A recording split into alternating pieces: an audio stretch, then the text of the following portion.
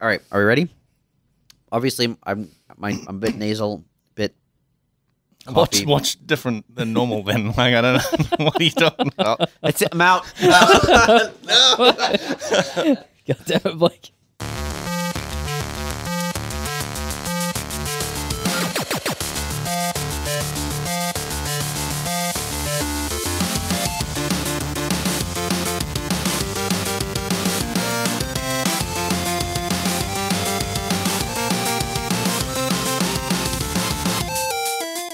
Hey, welcome to episode Nintendo 64 of Front Seat Gamer. Holy shit. Yeah. I'm Nick. Good. We just previously talked about possibly toning down the swearing on this podcast. Fuck Blake's, yeah, we did. Blake's. Oh my god. Wow. Bleep that.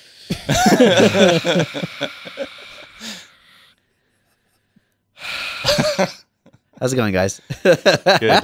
It feels good to be back. Good. Yeah, it's been a while. Yeah, it's been ages. Yeah. Yep. Well, that's all. No. We've all been busy, and then I went overseas, and then well, actually, the exact ordering was Blake took some time off and went to like visit family. Then I went overseas, and then Saveun, what did you do? I've been hard at work. I've been working. Yeah, Guys. Yeah. Fuck. I heard I'm a working man. heard an expansion pack came out. Yeah. For a cool game. The called Path of Exile. Notorious 3.0. Oh, Yeah. was that what you were working on? Yeah, it's a little. Is that what, while we were on holiday, that's what you did? You put that one out by yourself? Dude, that was huge. Yeah, it was massive. It was a I hell of a lot want to of hear work. stories. Nick, you got anything to shed for the run up to 3.0? Oh yeah, probably tons, but I'll try and bring it up as I remember. All right. I mean, we have been working on that expansion for like a really long time. Mm-hmm. Like work on Act 5 started probably 2 years ago, something like that. Yeah. I wouldn't know when exactly, but yeah, it sounds about I mean, right. you guys probably got some of the earliest issues. Blake, I think it was especially. more like a year and a half ago we Okay. first started on it. I don't think it was 2 years ago. Well, Yeah. But yeah. we've been working on it for so long that like where do I even begin? How's that overtime, man? There was a lot of it in the last few weeks. Yeah. Yeah. One really Pretty cool late thing. nights. What's awesome is we scaled up. So we're a much larger team now than we were 2 years ago. Yeah. And 3.0 really pushed that. Yes. Like even with the a larger team, dude, we're putting some serious out. Even over on the outside, speaking for myself, we had performance issues. Mhm. A couple weeks before release, and it was a thing of, Like as in like these are unoptimized. yes, Yeah. and Had to start. I wasn't aware of this. This has been my whole thing. I actually hit Blake up on some Yeah, things. yeah. So we've grown to that size where, certain techniques that we use in game, Yeah. which is just in our art pipeline, weren't being used correctly, and it showed in some of the Act 5 levels. We had. I mean, we've as you've mentioned grew a lot, and so we had lots of new people, relatively new people working on something, and they probably just didn't know.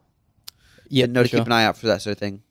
The amount of content also Yes. was just we had so much more of it, and it was a thing of when we did catch it, it was a much larger issue than Yeah. we initially thought. Well, I initially thought. Yeah. I mean, I remember the Ascent, which is the first area of the expansion content, that had serious frame rate problems because Yep. it was like 2 million polygons on screen. At any That was given all time. the new awesome looking photogrammetry. Yes, and it was blocks. beautiful looking. Yeah. Don't get me wrong, but like it was beautiful because it was like high poly models everywhere.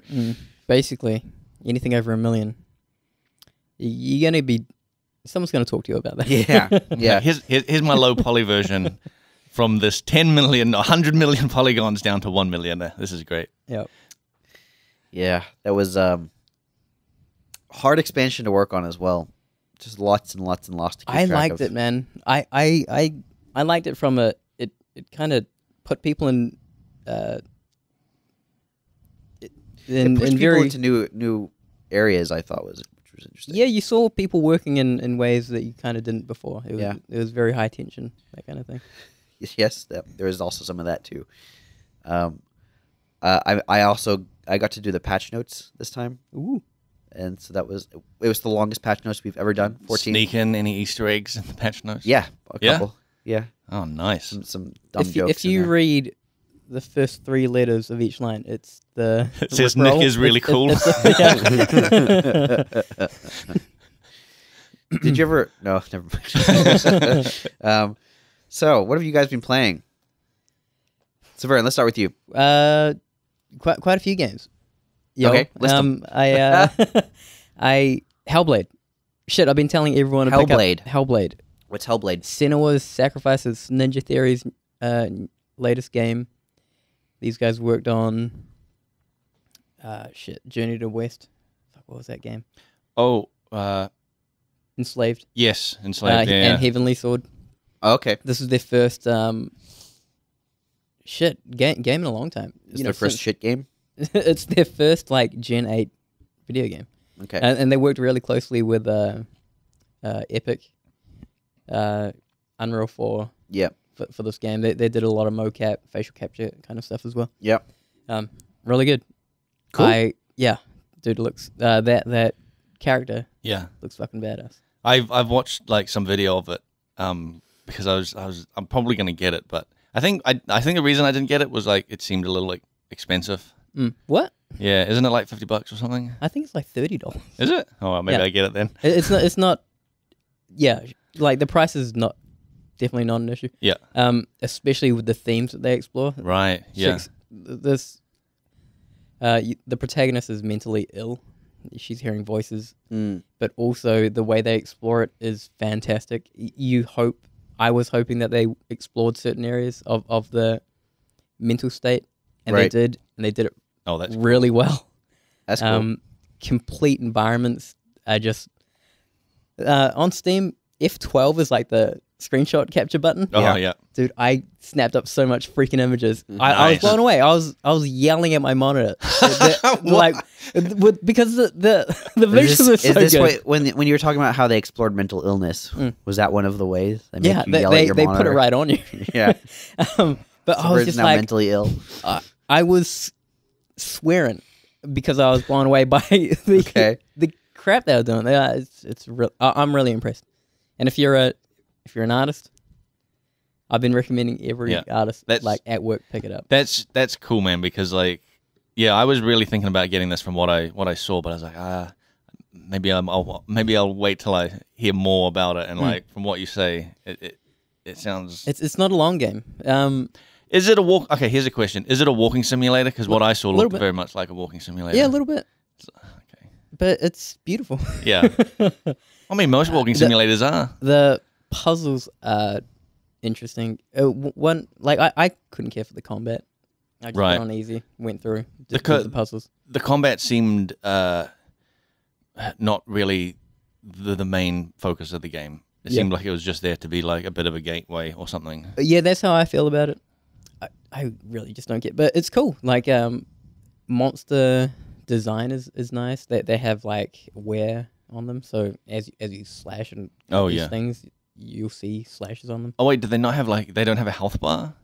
Is it all like visual? You see that you're Yeah, it bloodying is. someone, and you're like, "Fuck yeah, he's must be getting low now." Yeah, dude, they do creepy shit. I'll just say at the end, there's just some Oh man, like that's cool. character movement and environmental effects kind of go together, and it does some creepy stuff where I'll get like hair standing up my neck, like that wow. kind of creepy Yeah. feeling because of the movement. Ooh. But then it's like, I guess the way I'd describe it is if you've seen like a train wreck kind of coming in, like about to happen sort of thing, and it plays through and you just can't look away. Yeah. But then it's this creepy thing of like, it's alien, like this weird sense. It's an alien train. It's this alien train.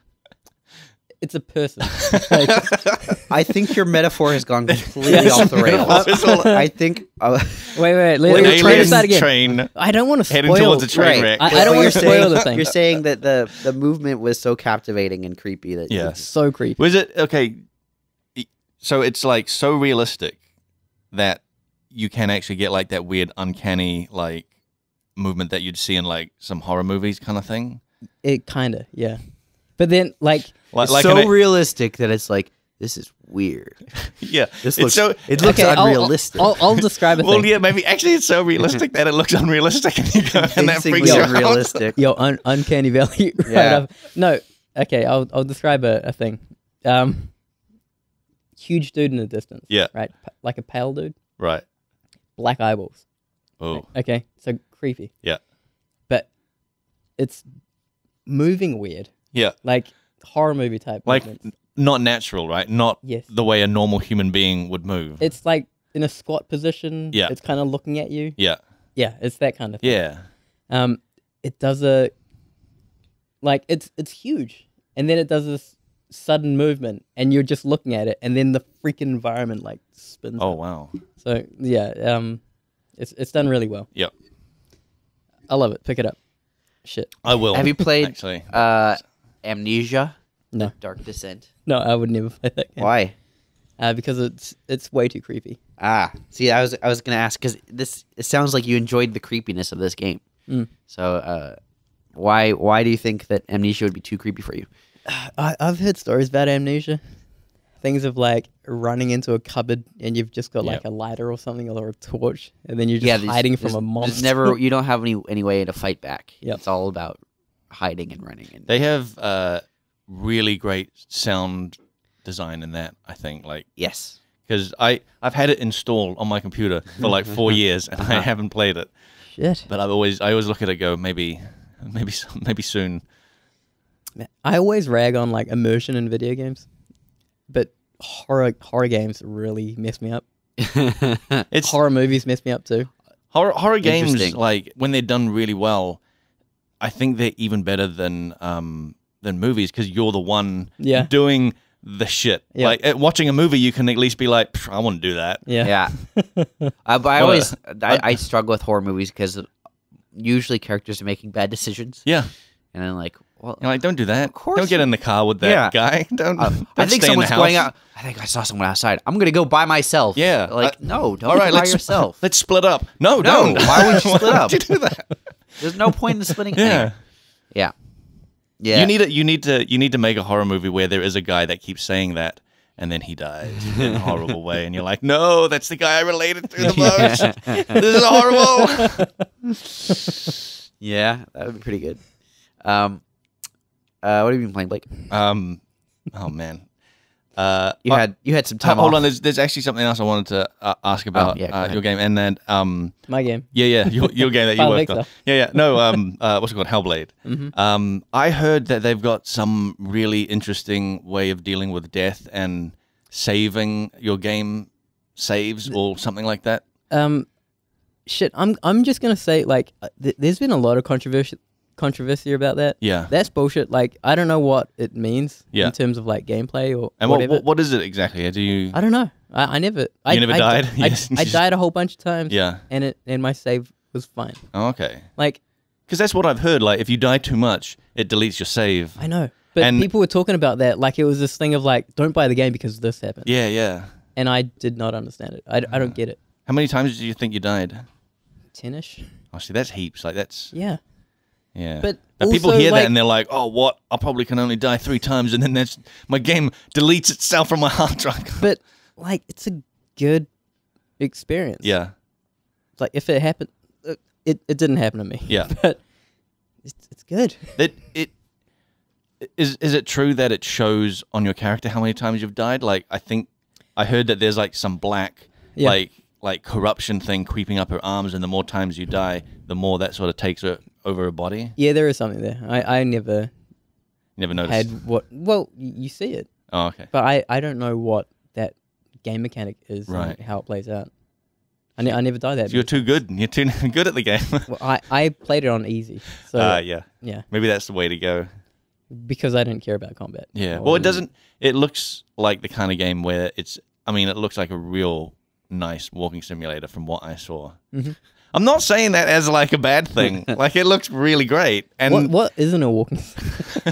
well, no, it's that thing of like, the Mario game Kart. is an experience, not like the game is a bunch of boss battles or something like that. You know, it's like, so having it on easy doesn't really change that experience and probably makes it better.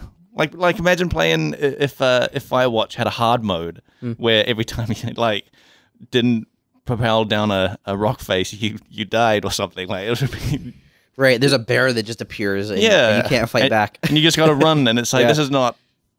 this is Actually, that sounds not pretty good good. for the game. I don't know, that sounds pretty fun. You want some permadeath in It's inside of a giant castle and there's like madness. Oh, I'm just describing it. I need you now. or you find like a big crow's nest and you got to like crouch down in it for like 15 minutes and then God, I and hate then that so you have access to a whole another level. Makes me so angry. I just don't like how people brought that up as a knock against the game. Walking simulator? No, the whole Oh, the save thing. yeah. Yeah. This is the way. I mean, this is just how it works now. Like, if there is a negative part of your product, it doesn't really matter what it is. There's going to be a group of people who fixate on that as the reason they don't like it. Right. Like for example, I had a friend who, when I told him I was working on Path of Exile, he was like, "I hate that game because you can't respec your characters." Wow. And I was like, "Well, you can. It just takes a little while." But he's like, "No, but that's dumb. You should just be able to respec them whenever." Is this a WoW player? He did play WoW, I believe. Yeah. But so like I Enough said. it's just it's a taste thing, right? Yeah, Like, yeah. And then, you know, if enough people are like, "Oh, but you can't respec your character," well, no, you're missing the point. Like, it's part of a broader bunch of systems. Like, there's a reason. There's good reasons you don't want to respec your character. But they'll fixate on that, and that'll become their sort of Yeah. battle cry, Yeah. Yeah. I mean, their rallying cry, I guess. yeah. A friend of mine just had well, he said the same thing when I was praising the game. I was like, dude, like I don't recommend games normally. You should pick up this game.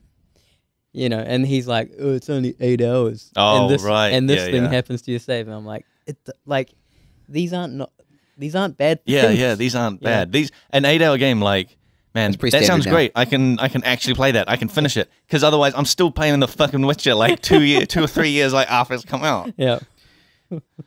On that note, walking simulators and on The Witcher, let's talk about the other open world game that you've been playing.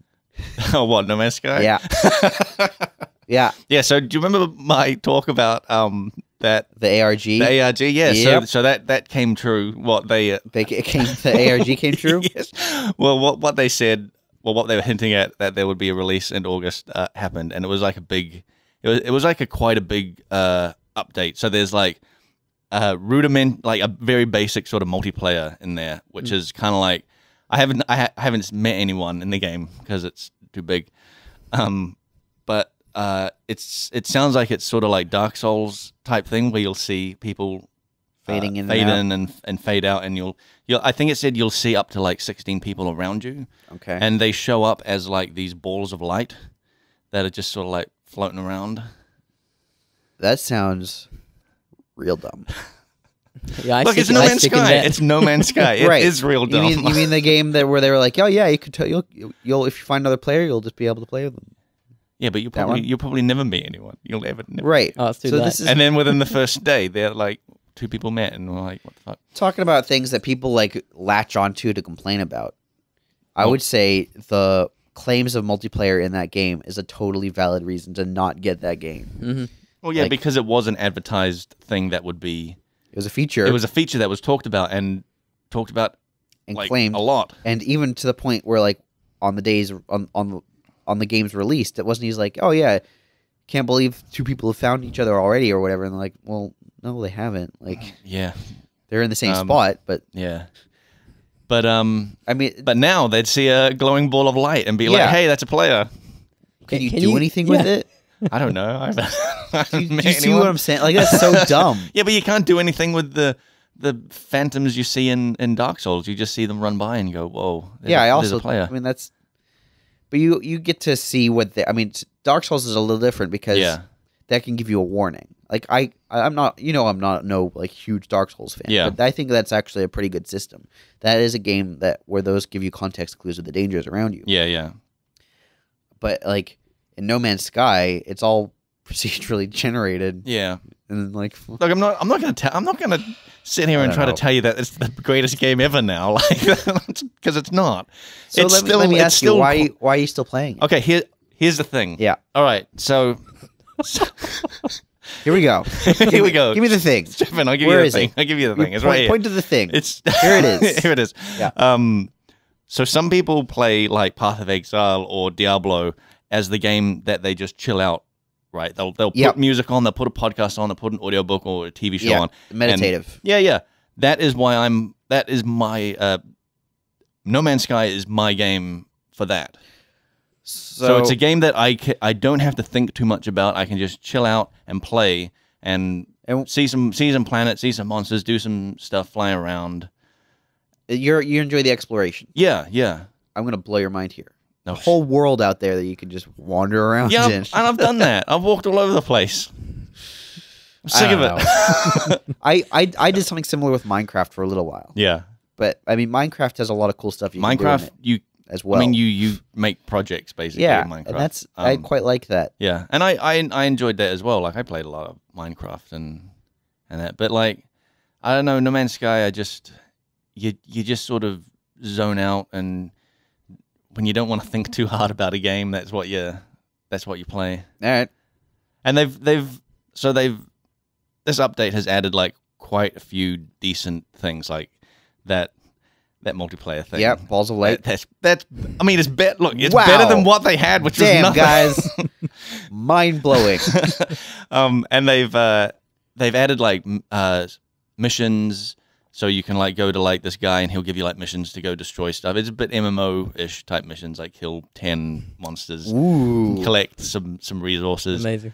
Fight some pirates, which is actually quite cool. Mm-hmm. And then there's like a reputation system with the factions that you build up from doing things like just interacting with them, trading with them, doing those missions. I mean, there's base building stuff that was added like a while back, and they've also added a new sort of story, a bunch of new story missions, which seems to also be centered around these like the portals that are actually like working now.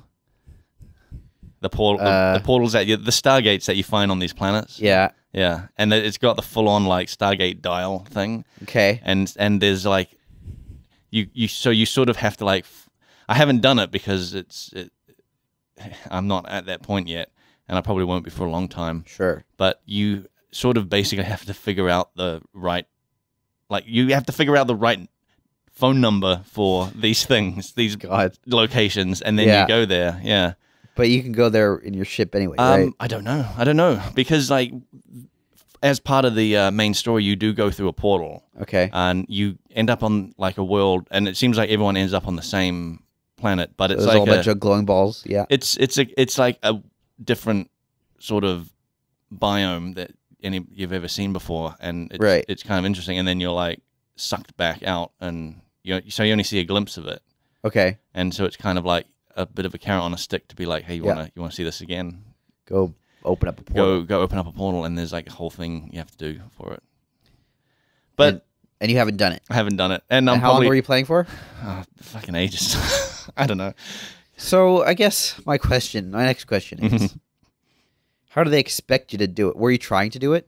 Well, I think you'll end up kind of doing it through the main story, and I got to a point with the main story where to progress, I had to craft this thing, and to craft that, I got to go through all the base building stuff. So you got to like slowly, learn blueprints and and then you got to figure out how to make the thing to make the thing to make the thing kind of thing. Never write a manual. But look, I'm not going to tell you it's a great game. I'm just saying I enjoyed it because it was like after the craziness of like 3.0 coming out, it was a good game to just like chill out and play for like a week-ish. Oh, man. And I basically haven't played it in like 3 weeks, but it was, and I don't know when I'm going to go back to it, but it was a good relaxing time. Like that's the thing, it's a relaxing time and it's meditative. What else have you been playing? Time? I played a bit of like Witcher, but I mean we've talked a lot about that at length.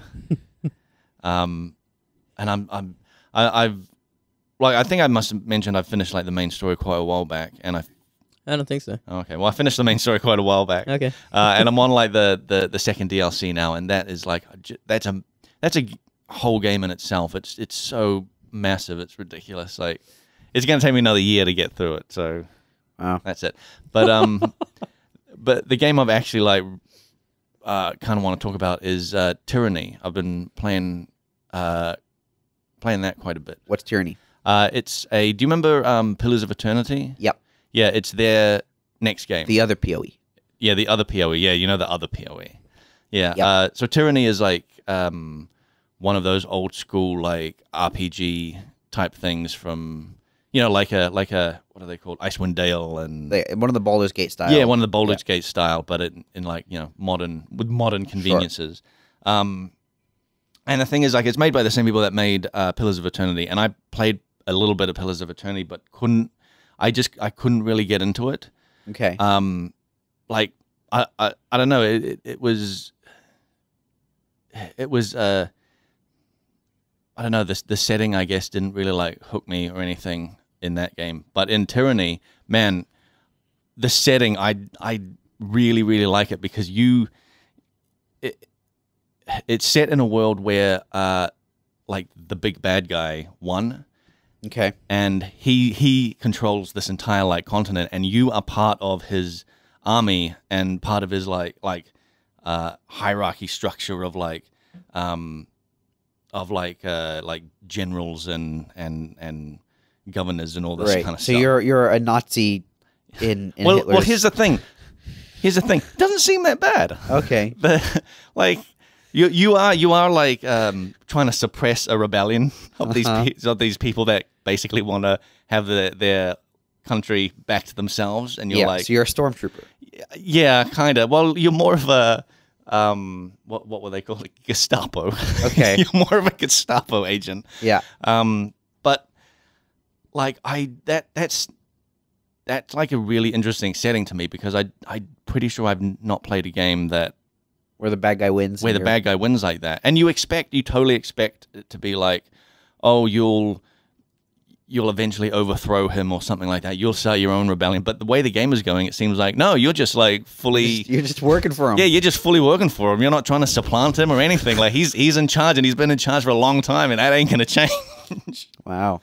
But it's yeah, like, so the setting is really cool, and they do this whole like your main sort of thing is you're trying to get these two armies of this overlord to work together, and they both really don't like each other, even though they're on the same side. But they've got two different like philosophies of basically how to be evil. Yeah. And you like the moderator that you've been coming to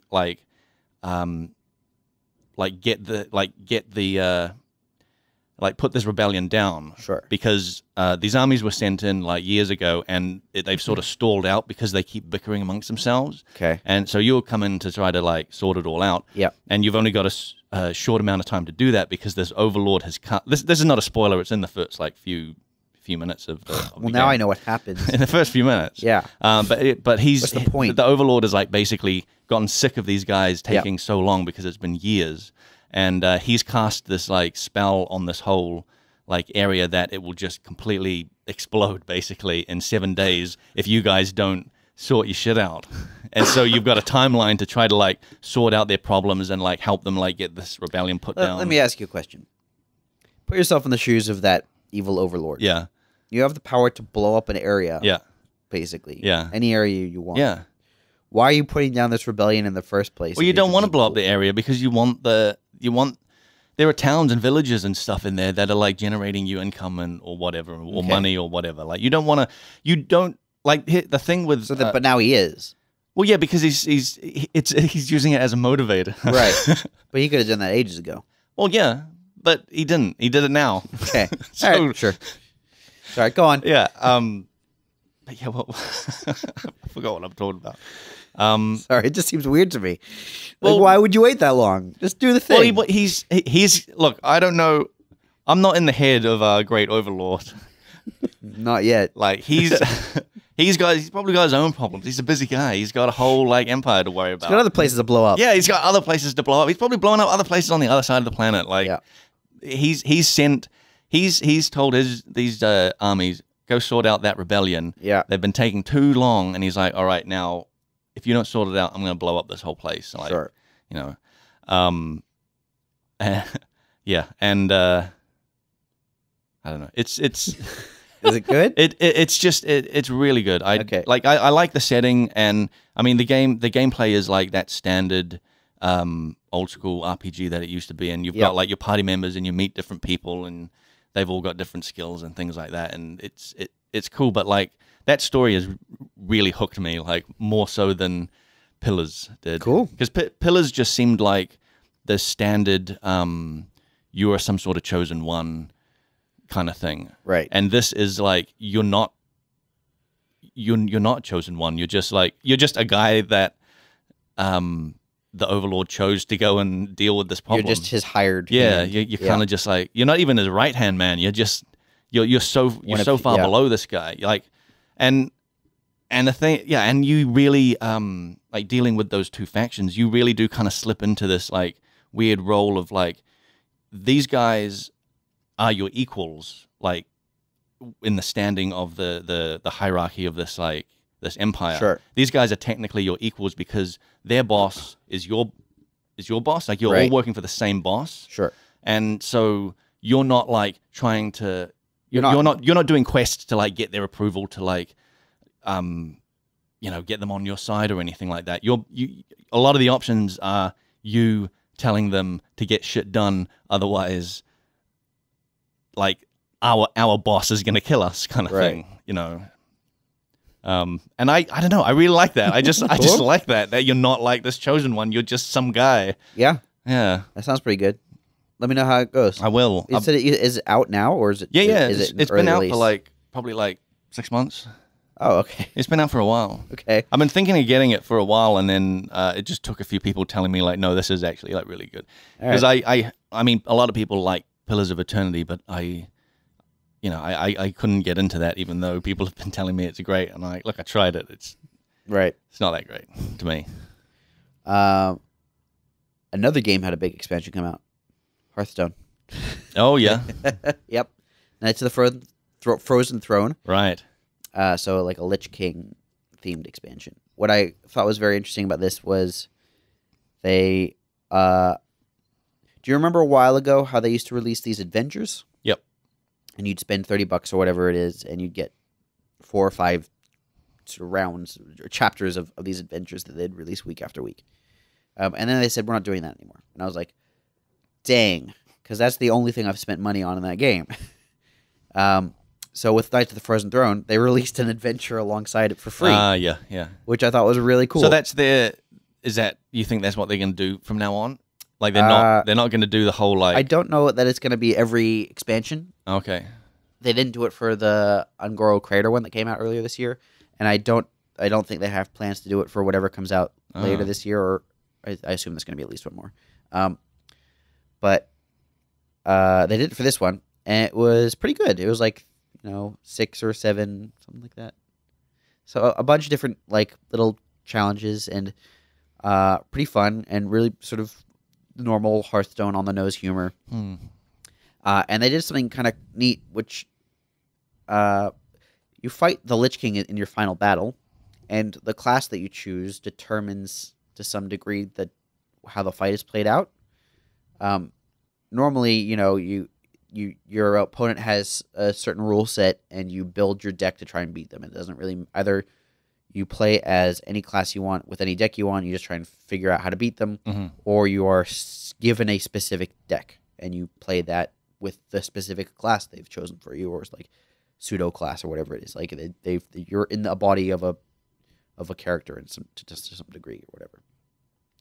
In this, the first thing the Lich King does is like some special move which changes the dynamic of the fight for the rest of the fight. So, for example, if you're playing as a mage, he lowers your health to 1 immediately. Oh my god! Right. So now you have to like deal with that, and you build your deck around the fact that you're always deal gonna that start with basic deal down. with that for one turn because you're gonna die. Exactly, pretty much. Wow. And you start on like no life, and you try and work your way up, and you try and beat him. If you play it as a warrior, first thing he does is give himself 100 armor. Oh my god! So, like, it's really kind of a cool little twist, and that completely it's an interesting way of like they only do one change to the encounter, but it completely changes the encounter. And so I really liked that. That is, we at Grinding Gear Games are sort of known for our clever reuse of game mechanics, and we cleverly reuse assets, and we do this sort of stuff. We try and develop things cheap and efficiently and get the most out of the stuff we work on. This is a great example of Blizzard doing that, and that I think is really cool. Broadly speaking, the expansion itself is pretty fun. They've done some weird changes to Arena that some people don't like. I'm sort of indifferent about it.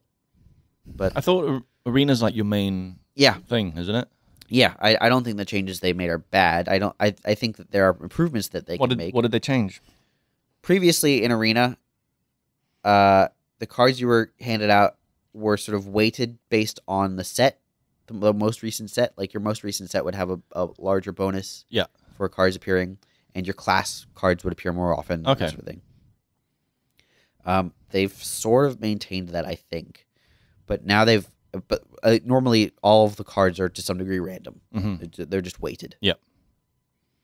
So you got a higher chance of getting like Frozen Throne cards or something now, yes. right? Well, I think you sort of do. I'm not. I've heard mixed reports about that in particular. But what they've done now is the first 2 picks of your Arena draft are from a specific subset of cards that are very based on your class that are designed to not really work very well by themselves. Okay. They call them synergy picks, basically. Right. The idea being that like your first 2 picks will help you choose the rest of your deck. Right. Right. Yeah. So, for example, one of the options is often a 0/3 egg for 3 mana that when it dies gives you a 5/5 creature. Yeah. You can't do anything with that unless you have a way to either boost the attack of that egg or kill that egg or whatever it is. You know, like it's a card that if it lands in your hand and you play it without some other cards to enable it, it just sits on the board. Yeah. And that's it. So, you know, the whole idea behind this is now you have these potentially powerful cards that are useless unless you enable them in some way. Look for things to enable them. Except that they don't actually give you ways. There's no guarantee that they give you ways to enable them. Yeah. The first 2 picks only... You're just looking out for ways to do it. And, right. And because it's random, you might not get those ways. Right. And then and you're so like, well, I just got a shitty about card in my deck. Yeah, exactly. So there are people who are very upset about that. They don't like that you can get sort of screwed, quote unquote, with those cards. But everyone's in the same boat. Yeah. So to me, it's like, no, it's not like a big deal. It just, now you get to show your deck building ability. Wouldn't that happen sometimes without that? Like you could, because it's all random, you can end up like with a card and be like, okay, I'm going to try and, you know, create a deck built around this. And then just because it's random, you don't get the thing that you're aiming for all anyway. The time. Yeah. So it's, to me, it's like they front loaded some of the choice. In fact, this is arguably, you might not get a card like before. You might not get the card that you wanted to like gave you the idea until like halfway through your pick. Exactly. And then you've only got like half a deck left right. to like or hopefully get the last cards 5 cards or whatever, you know? Yeah. And sometimes, you know, you end up getting 3 options, none of which are good. And you still have to pick them, and you there's no way to enable it later anyway or whatever, you know? So it's not like this is a new problem. This has always been a problem. Yeah. They're just giving you the problem. They're giving the problem early enough that you can potentially make some choices around it. But people still don't like this. And I understand why. I don't 100% agree with them. I think there are improvements to be made. But I think that this is a healthy change in general for the Arena, because currently, because of the thing you cited where you can get offered a synergy pick, quote unquote, and, you know, card 20, and at that point it's too late for you to do anything with it.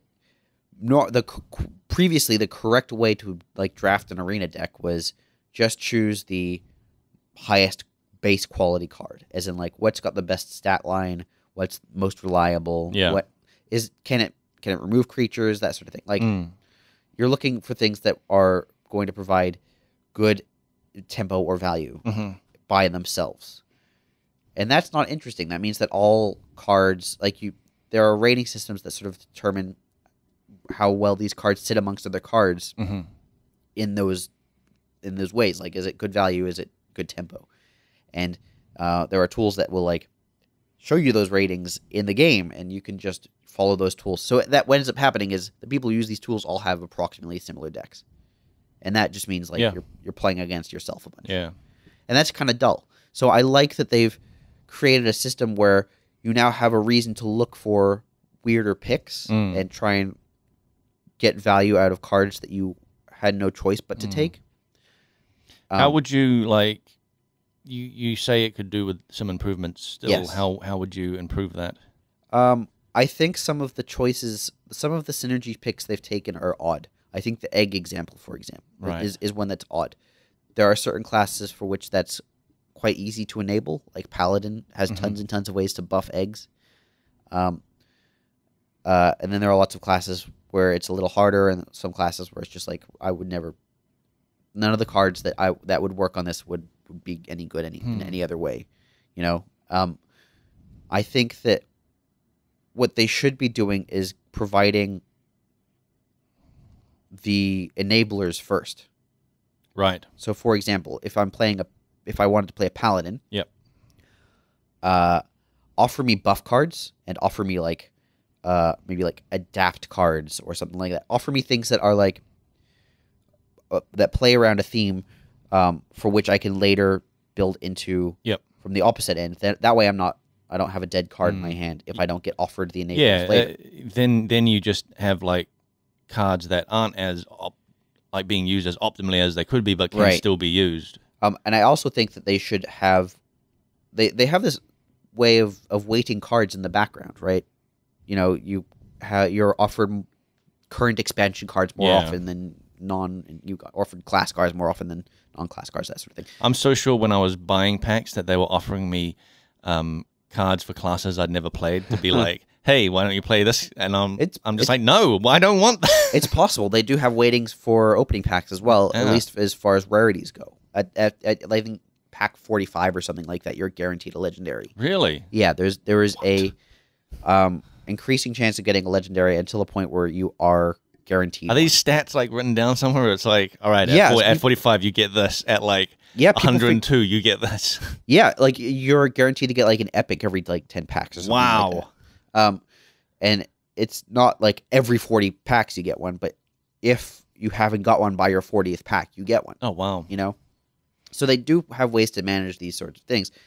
Why not have a thing, okay, you've picked up an egg, the weighting of buff cards has just gone up. Yeah. You know, or the weighting of ways to enable that egg has just gone up. Like, there are ways that you can sort of slowly skew players towards certain archetypes in interesting ways that don't, like, make every arena deck feel the same and don't make it feel like you've made a bad choice early on.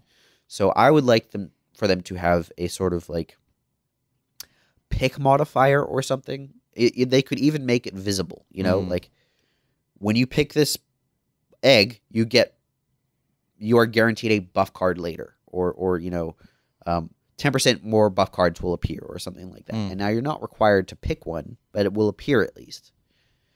You know, that's what I would like. I would like for your picks early on to, in some way, help determine what appears later, as opposed to help you choose what later from whatever appears. Does that make sense? A little bit. That was a long rant about that was my Hearthstone. Why did they do this pick method? There's another way to do it. Rant. But let's talk about Path of Exile a little bit, because I mean we launched this expansion. It's been about a month, a little less. People like it. People had mixed feelings about Harbinger League. I say mixed. It was mostly negative from what we could see, though. There's always, you know, people who don't speak up. Yeah, the vocal minority is the whole. Yep. What was so negative about it?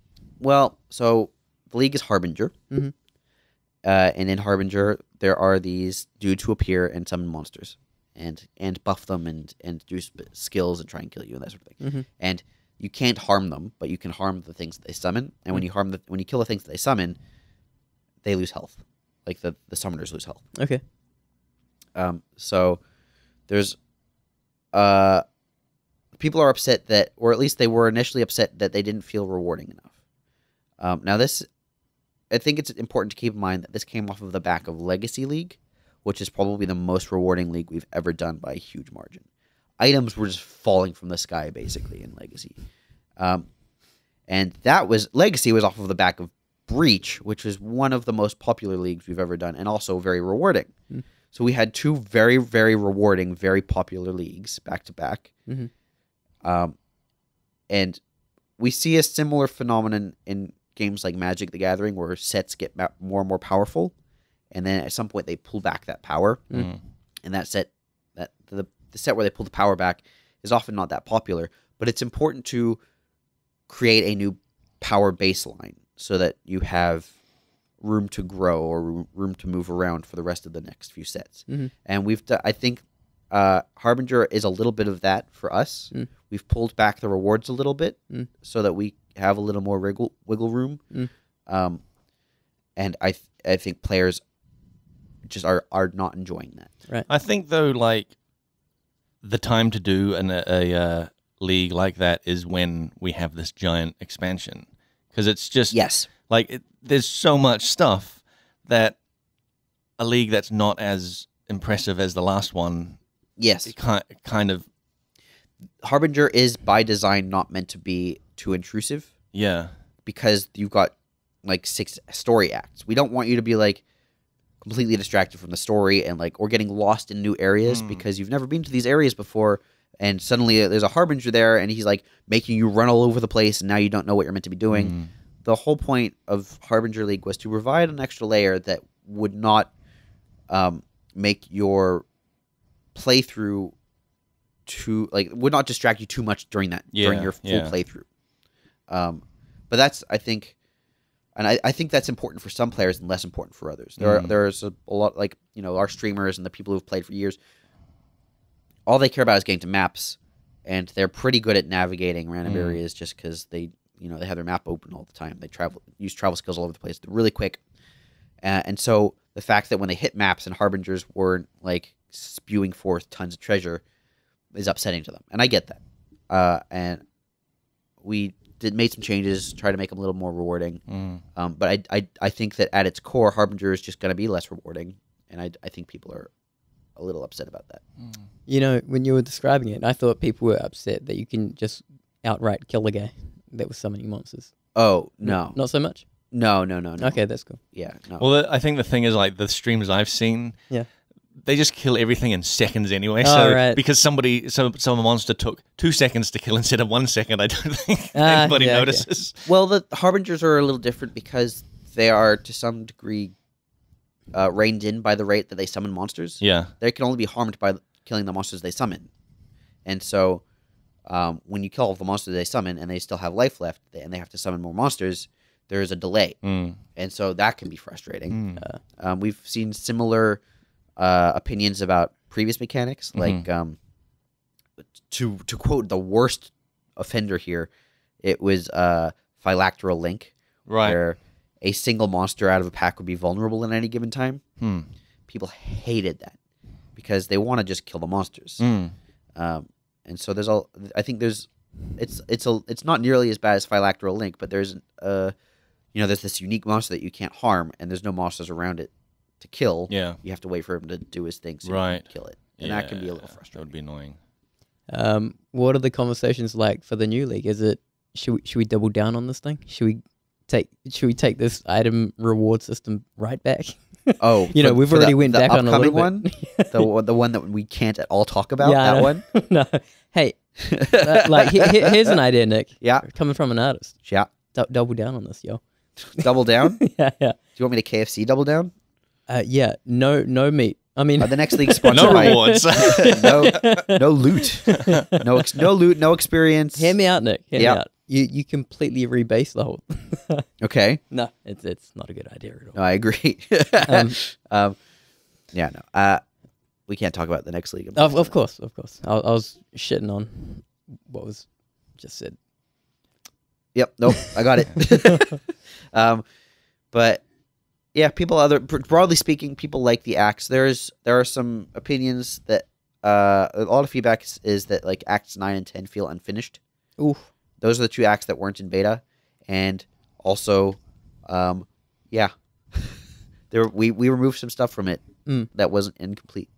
So those are sort of unfinished. Yeah, we're working, guys. We're trying to. Yeah, there's stuff coming. I don't think we can talk about it, but there is stuff coming. I thought 10 had a lot in it, although I haven't gotten near 10 yet, so I don't know. But yeah, 10 art-wise, I thought 10 had a lot of stuff. There is a lot of stuff, but it's keeping in mind that like you see quite a lot of the stuff in Act 10 in Act 5. That's true. It's just more. Yeah, more bodies, more blood, more rivers of gore. Exactly. Are you playing it? I played a little bit of it, but I didn't get. I'm only like halfway through Act 3. Shit. Yeah. Well, I thought it was really cool. When we launched, we had a whole bunch of variety streamers playing. Variety streamers are like Twitch streamers who play a range of games as opposed to like the Ziggy D's who play almost entirely Path of Exile, or Creparians who play. Oh, so were they playing Path of Exile for the first time? Yeah, a lot of them were. Yeah, that's the Twitch streams that I was like trying to look for, were people being like first time playing PoE, because I want to see that genuine reaction. Yeah, because watching Ziggy D is fine, but like he was probably playing in beta, I'm pretty sure. So going through areas, you're not getting his first impressions of it anymore. So I watched a guy called Carnage. Oh, I watched him. Yeah, he's he's very entertaining. Yeah, but he went through the tutorial that I worked on. Right. And that was really enjoyable seeing. I got to watch people doing the tutorial stuff that I worked on. And then he used the tutorial panel later. Nice. Which is the big feature that I'd been working on for the last like month or two before the expansion. Actually, that's right. I remember there was a point he scrolled through it and was like, "This is fantastic." Yeah, he was like, "There's videos. Yeah. Oh wow, this is great." And then he went on a different podcast and started talking about how much he loved it. And I was like, great. Yeah. The tutorial? Yeah. Oh, dude. Specifically the tutorial panel. He's like, they'd put so much work into it. I was like, yeah, I did. That's awesome, dude. Yeah, I like that guy because he, like, it did say, like, first time playing PoE, and he got in there, and he didn't know anything, like, figuring out just, like, and he's not following a build guide either, no, which I he's think not. is I honestly think that's the best way to play the first He time. had, people in the chat telling him some stuff, but he was really figuring stuff out as he went, and... Yeah. I know most players recommend you follow a build guide the first time you play. I personally think don't follow a build guide, but go in knowing you're going to make another character later. Yeah, that's a good point. Play, screw around, put points wherever you want, like wherever you think they should go, get the skills you want to use, and then embrace the fact that like probably around Act 4 or whatever, you're going to start like sucking and go, I'm going to try again using the things I've learned. And you can try and respec, right? You can. You can respec your points. Yeah, but if you've really gone a weird way, like if you've gone heavy into wand damage and you have no wand at all, and you're like a face breaker build, but you've got all these, it's. I had a mate that like I think I must have told you like every 5 minutes he wanted to change his build, and so his passive tree was just like all over the place. He had points in like minion damage and all this sort of stuff when he didn't use minions at all, like, and he had wand stuff when he was like a marauder with a bow. Yeah. And I was saying to him like, nah man, just do what you want, just like have fun and figure it out. And my other mate was telling him like, no, get a build going in that. And I mean, if you want to be successful in our game, you need a build. You need a pretty cohesive build. But I don't think that success should be your first priority the first time you play Path of Exile. I think of it like when you play a 4X game for the first time, like you play your first city or your first civilization in Civ is probably going to be the shittiest one you've ever done. And you're going to lose. And you're going to lose, but you'll figure out what to do next. Yeah, the next time you play, these techs work really well. Yeah, and then the next time you play, you do way better, and that's kind of how builds are, I think. I think approaching Path of Exile like a 4X game to some degree, where it's like you're committing to learning for the next 8 hours or whatever. But then if you don't want to do that, if you're like, I don't want to play through it like several times just to figure out how to play well, like then maybe look up a build and be like, okay, you know, if you're a ranger, you probably want like grab a bow damage yeah stuff, you know. use a bow, get the bow nodes. So do that, you know. Don't go off in a weird other direction. Yeah, I think the biggest thing that should be taught to new players is that like life and defenses matter. Like staying, the things that keep you alive matter a lot. But the way, like, when I first played, like the way I sort of figured that was like, oh man, I'm losing a lot of life. I'm just gonna start focusing on putting more passive points into life. Yeah. And you just sort of organically build your character that way. You know, and then you might have some points in things that don't matter, but it's not really that big a deal, right? Unless you're really getting hardcore into like maps, and you're like, I'm blasting through this stuff, and whatever. I agree. But that's it's interesting hearing how different people want how they think the best way to first approach Path of Exile is, and it's important for me because creating the tutorial and working on the tutorial panel, I have to figure out what information is actually important to give players, and what information is actually going to damage their experience. Because I am a firm believer that giving a player access to too much information too early makes their experience much, much worse. Oh, yeah. I told you about my experience with Black Desert, right? It was just throwing all this shit at you, but then also holding your hand. Yeah. So you couldn't really do anything except what they told you to do, but they presented everything at you at once. Yeah. Yeah, and it's too overwhelming. Yeah, and I also think like giving players complete information is a bad idea. We could, for example, give them exactly how damage is all calculated, right? And all this, and actually that's probably a bad example. They should probably know to some degree how damage is calculated. Things like I don't know, all of the currency types. Oh yeah. They don't need to know what a mirror does. Yeah, ever, you don't need in the tutorial to have to click there going next for pop-ups for every single currency item. Like, so or like people wanted, for example, people kept asking for vendor recipes, and I had been working on one for vendor recipes when they were asking for it, and they wanted like all of them basically. They wanted the chaos recipe, which is like sort of the quote unquote most important one. Yeah. Which I did not want to give them. What I wanted to give them was the chance orb recipe, which is it was same as the chaos recipe, but lower level. Right. And so like I think, for me at least, I think part of what makes Path of Exile so enjoyable is discovering little secrets like, oh, high level gear gives you a chaos orb instead of a chance orb. And the recipe where you combine like 40% quality armor also works for weapons. That's cool. Discovering that is fun and gives you a closer connection to the game. So working out what I should and shouldn't tell players was quite tricky. Yeah, because you want them to still have that sense of discovery. Yes, discovery I think is so important in Path of Exile. When you first learn, for example, that you can use currency on chests. On chests? On strong boxes. Oh yeah. Yeah, like that blows people's minds, and I think it's good. It's kind of I won't say obvious, but you have an idea because a lot of the strong boxes say unidentified. Yeah, and you're like, I wonder if if I put this over here, and you're like, oh my god. Did you cover that in the tutorial? I do cover it a little bit in the currency tutorial. But was that a hard choice to make? No, that one I felt, because that is a feature that is really cool. And when players discover it, it causes players to look at a lot of other things in a new light. They look at the rest of their items. They also look at like items they haven't found yet, like maps. They start realizing, oh, currency works on a bunch of stuff. I should start looking at like what I can do with it. So giving away that bit of strongbox information leads players to more discoveries. Figuring out what is going to lead to more discoveries is also quite important for this sort of, or at least I felt that way for the tutorial panel. Giving players, like my goal had always been, give players enough information for them to engage in any system in the game, but not enough information that they know how every system works completely. I don't want them to be afraid to try anything, but I don't want them to feel like they don't have to try anything. Yeah, you give them enough information, so that they know that they can try things. Exactly.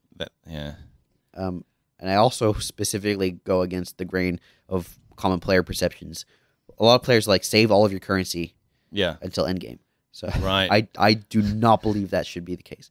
I say if you've got a bunch of currency and you want of a type of currency, Yeah. like if you've got 15 alks or whatever, alk something. Yeah. It's totally cool. Well, like, 'cause you'll get some, also, you might get something like, cool. Also, like, you might not make it to endgame. You might, Right. you know. Yeah, and I want players to enjoy the journey. Yeah, because you there's might, no guarantee you they'll make you it might to maps. burn out and be like, oh, this. I'm tired of killing all these monsters. I'm and I gonna hate take saving it. all of this currency. Yeah, and I then your feel so weak. experience is like less because you didn't get to try all this currency on these items and try all the Exactly. different combos and all sorts. Yeah, Exactly. Yeah. What have you been working on, Blake? I've been working on. Yeah. In the run up to 3.0. Oh man, I worked on a bunch of tiles. Yeah. I worked on Some of the nicer looking. well, all all did the the- awesome ones have photogrammetry, and I didn't work on those. You did the reliquary? I did the reliquary, which I love the actually reliquary. I really like the reliquary. It's probably my favorite one because it was actually an idea that I'd had during Act 3 when I was working on the library. Mm. And I got like halfway through that library set and I was like, oh man, what if it was like the whole thing was like an abyss and you were like in the middle of this giant library room and you had like the normal thick walls were actually just like abyss walls that went all the way down. And I was like, that was really cool. And I did a little prototype of it. I was like, man, that looks really cool. But I was halfway through doing it. And so like redoing the entire thing would be like take way too long. Yeah. So I kept that in the back of my mind for like one day I'm going to like try to put this into something. That's awesome. And then the reliquary came along and I was like, I know exactly what to do for that. Nice. Yep. You also worked on the torched quartz and the Templar quartz. Yeah, well, I worked on the Templar quartz and the torch quartz. And the Chamber of Innocence. Chamber of Innocence and a good chunk of the ossuary as well. Oh wow, yeah. Yeah. Those are I mean, I love all of those. I mean, to be fair, all of the zones in Act 5. The Chamber of Innocence was I took a little bit of that that idea that I thought of in using the library because we wanted those really tall stained glass windows, and our game has a real problem showing height because the camera is like locked in one position, so you can only have things right. so high because they'll just intersect with the camera and it looks terrible. So showing massive stained glass windows is tough because you can't go up. Right. So you have raised platforms. yeah. So that's what we did clever. was like make them raised, and then Yeah. so instead of going up, the windows go down, so they show height by going down instead of going up. That's really cool. Yeah, I love the stained glasses in there as well. Yeah, and I think that area it was a really good collaboration between me and Josiah.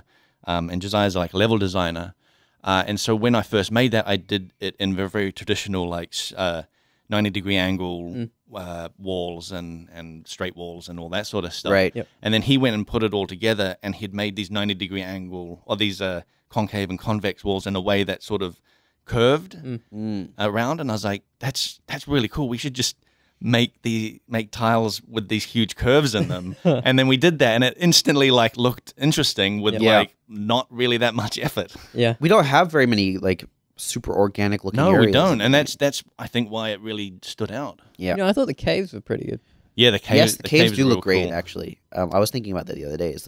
I often forget Isn't when that I'm in amazing? caves. Like they're such an old tile. Yeah. And they still look good. Yeah. Yeah. They- I see that one when I'm watching Twitch streams and be like, these caves, like they hold up really, do. really well. It's interesting because they don't adhere to like squares. No. They- When I look at like, for example, the ossuary, Yeah. and I love the ossuary, but it is like, yep, this is a grid. Yep. Yep. And it's a fun Yeah. area, and Well, I with the ossuary, I kind of like even made it worse because I purposely made things very blocky and like chunky, and like even the steps kind of are just like big chunks of stone. yeah, Kind of thing. Like it's like a big tomb. right. And I think I think it works great for that area. Yeah. But like, But yeah, I mean, I know what you mean, it and I is think the very chamber of clear to me that those are tiles. yeah, and and they all click together. I think the Chamber of Innocence definitely would not have looked as impressive if we'd just stuck with standard Right. like right angles. And, Yes. But then I look at when I look at caves, which are really old. Yeah. I'm like, it's kind of mind-boggling that Yeah. these are all basically just squares that click together. The caves are interesting because I have a thing, and Yep. it's a real thing, which is I'm worried about where you're going with this now. things that are shiny kind of look way cooler. Yep. Okay, They yeah. totally And so do. the cave, Everything's wet and everything's shiny. Yeah. it's really basic, but it's Yeah. that specular highlight Yep. is enough to throw the eye off, and you don't see like that kind of repetition. Yeah. That specular highlight makes you like. Like when people show off games, it's like, yo, hey, have you seen it raining? Oh yeah. You know? Oh well, actually, that's a good point because every time a new console comes out, guess what type of game they show? The latest car game. Be like, look how shiny these cars Yes. are now. Check out these raindrops. Yeah, Yeah. check out these shiny cars in the rain at night, and I everyone's like, remember "Oh when my god!" Oblivion came out, and the Yeah. first screenshots were like inside a cave, and I Yeah. was like, "Look how shiny that floor is!" Yeah. People love shiny stuff, yeah. which is why gold was a thing. and it's also Yeah. why. Oh, that's true. Gold There is are a other thing. reasons, but No, yeah, the shininess it is a actually big has part of it. properties too. Dude, Dude, I love the quartz. Templar quartz. Oh, There's some great environmental storytelling. So I know. the Templar quartz were actually, I think, the hardest thing to work on. Oh yeah. Like conceptually, like again, it's just a grid, so it's super easy. But like conceptually, it's a courtroom. Courtrooms are boring as fuck. Yeah. Like Wait, I'm just gonna take a moment. Nick, before the podcast, said we should tone down on swearing. Yeah, he's Oh, yeah. Blake's And I think sworn Blake- so much in No, this I've- episode. It's ridiculous. I've done it on purpose. my poor little nephew's ears. Yeah, I'm do you- sorry, buddy. do you want to say Uncle Nick- why we're Uncle- toning down? my brother-in-law Justin said he listens to the podcast in the car, and he's got a nephew, or he's got two kids. I've got two nephews now, and they when he puts on this podcast, he says we're gonna listen to Nick now. And apparently one time they were listening to Wiggles a whole bunch, and he's like, I don't want to listen to the Wiggles anymore. And the nephew said, let's listen to Nick. And so I thought that was adorable. And I was like, well, let's try and tone down the swearing so that, the 3-year-old and the 1-year-old can actually listen to us. Mm-hmm. And with that in mind, Blake is just First thing he does when I say the episode number, what do you say? Holy shit. I'm like, come on, man. Shit's not a swear word. Oh my God. it's allowed on radio. Definitely a swear word. Not when I was raised. Okay. back in my day. Back in my day. Okay, fine. But Oh, yeah, man. dude, So these Templar freaking quartz, tiles. the storytelling in those tiles. Well, and the thing I really like a lot in that Templar quartz is Dominus's office. Yeah. Have That was you and Dan working have you together, found right? that? no, no, Yeah. So Dominus has a little office there with his own, like a massive portrait of himself behind his own desk, Oh wow. and you see his like gauntlet thing or one of his gauntlets on Yeah. a table, and there's like Bunch of gems. and there's like of all artifacts relics and from stuff. like Ray class around. Yeah. So he's like expeditions have gone there and brought back stuff, and that kind There's of thing. there's a dead shield crab, or maybe it's just a sand spitter on one of the tables. Yeah. I think it's Yeah, cool. that he's been like dissecting or something. Yeah, that sort of stuff is cool, and that is like a lot of collaboration between me and the level designers as well. Yeah, I told you my idea for the Templar quartz. I think maybe, What was yours? which was I want, and I still want this. You've got like podiums with books on them. What I want is for one of the pages to be physics enabled. Oh so yeah, that's as you right. run past it, Yeah. it flicks. That seems pretty cool. That would be cool. Yeah. Well, also though, The thing is, that might make the players be like, "Whoa, there's magic here. What's this important book that's opening?" But I think if you have it in a whole bunch of If you have it places, enough, it's just like, "Oh yeah, it's fine." yeah, but Nick, I'm just gonna say, right now, that's probably not gonna happen yeah, probably. because of it's not gonna look as cool as you imagine it. Oh, You know how like pages kind of float down and they do this kind of thing. Oh no! It would be stuck to the book still. It's an open book, and the page just sort of turns. You turn a page as you're running past it, basically. Oh, okay. Yeah, you know what I mean. Oh, it plays an animation type thing. Yeah, but ideally it's sort of physics based, Hmm. so it properly doesn't just like flip every time at the same rate. Okay. But Yeah, I think it's that is doable. cool. You know, I really like that kind of stuff in Diablo 3, where you could interact with more of the environment. Yeah. There was more of that connection. I Yeah. had. We have, I remember being told by the level designers we actually have some tech for being able to like do stuff like that. Like we can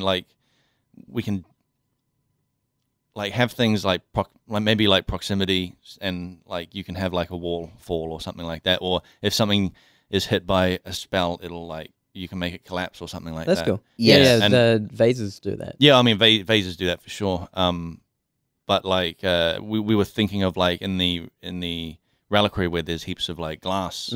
Having them breakable. Yeah, Oh, but we shit. I didn't even know this was on the table. Yeah, but we just had Good so luck. much to do. Yeah. It Good was- luck breaking glass. Yeah, I know. There was just so much to do that we never actually It's like, the got thing around of to like, Some extreme polish there. it. Yeah. Yeah.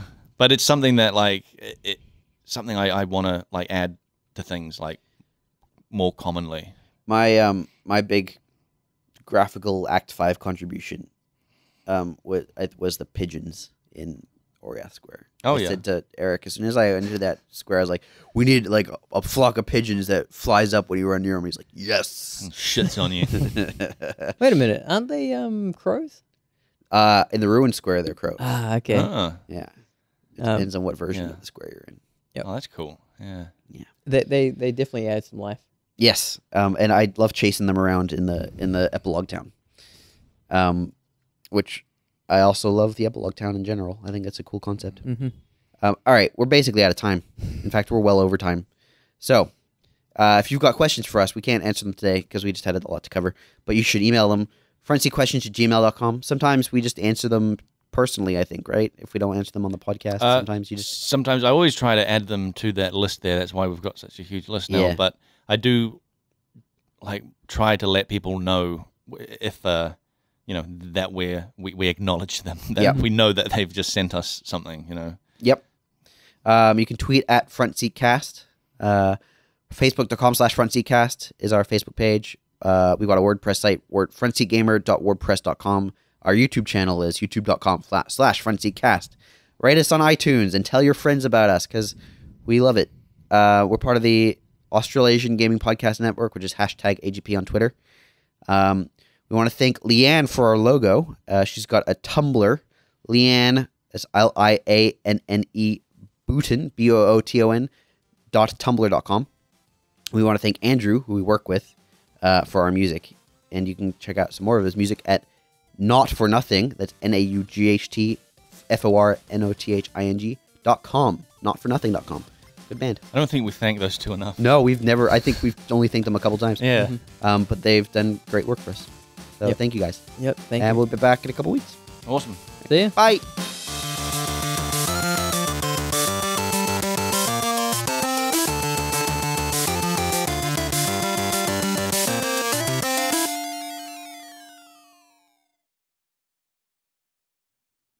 All right.